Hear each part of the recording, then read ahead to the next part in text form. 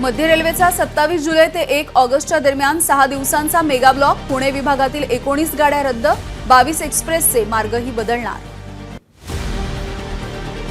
वादग्रस्त आयएस अधिकारी पूजा केळकरांना 7% अपंगत्वाचं प्रमाणपत्र देणाऱ्या पिंपरी चिंचवड मनपाच्या वायसीएमची सुद्धा चौकशी.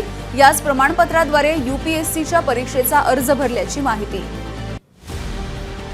विठ्ठल रुक्मिणी मंदिराची सुनावणी पुन्हा एकदा लांबणीवर. पंढरपूरचं विठ्ठल रुक्मिणी मंदिर सरकारच्या नियंत्रणामधून मुक्त करा या जनहित याचिकेवरील सरकारने घेतला आक्षेप. सुनावणी 16 ऑक्टोबरपर्यंत तहकूब. शनिवारवाड्याच्या दुरुस्ती आणि देखभालीच्या कामासाठी विशेष निधीची तरतूद करण्याची राज्यसभेच्या खासदार मेधा कुलकर्णी यांची राज्यसभेत मागणी. आगामी विधानसभा निवडणुकांच्या पार्श्वभूमीवर मनसेचा आज राज्यस्तरीय पदाधिकारी मेळावा. सर्व पदाधिकारी, नेते, जिल्हाध्यक्ष आणि शहराध्यक्ष उपस्थित राहणार. 2 समाजामध्ये सरकारने दरी निर्माण केली. सरकार म्हणून जे करतायत ते योग्य नाही, नाहीतर खुर्च्या सोडा. विरोधी पक्षनेते विजय वडेट्टीवार यांचा सरकारवर निशाणा. नाशिकच्या चांदवडमध्ये शेतकरी मेळाव्यामध्ये विजय वडेट्टीवारांची अजित पवार आणि पंतप्रधान मोदींवरती टीका. शोलेमधला एक डायलॉग म्हणत वडेट्टीवारांनी उडवली खिल्ली. लोकसभा निवडणुकीची आचारसंहिता लागू होण्यापूर्वी राज्यातील एकूण 13 सहकारी साखर कारखान्यांना मार्जिन लोन देण्याच्या प्रस्तावाला मंत्रिमंडळ उपसमितीची मंजुरी. भाजपला निवडणुकांमध्ये मदत करणाऱ्यांना वाढीव मार्जिन लोन देण्यात आल्याचीही माहिती. राज्यातील एकूण 13 सहकारी साखर कारखान्यांना मार्जिन लोन देण्याला मंत्रिमंडळ उपसमितीची मंजुरी. मात्र थोपटे आणि कोल्हेंच्या साखर कारखान्यांना एकूण 205 कोटींचं कर्ज नाकारलं असल्याचीही माहिती.